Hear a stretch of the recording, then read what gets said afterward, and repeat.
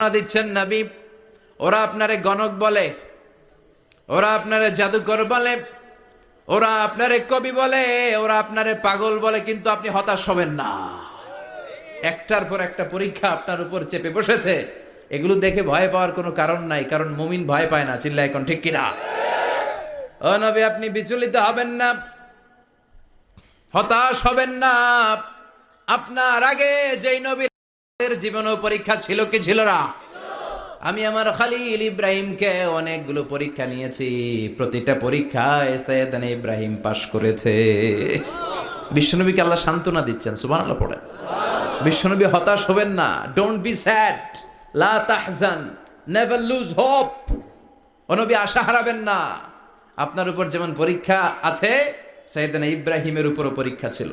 সবার উপর আমি পরীক্ষা নেই। আপনারে ওরা কবি বলে গালি দেয়, গণক বলে গালি দেয়, জাদুকর বলে গালি দেয়, পাগল বলে গালি দেয়। যুগের ব্যবধানে এই গালিগুলো আছে, কিন্তু নামগুলো চেঞ্জ হয়েছে। চিল্লা এখন ঠিক কিনা? এখন আমাদেরকে কবি বলে না, গণক বলে না, পাগল বলে না, এখন আমাদেরকে বলে কাঠ মোল্লা।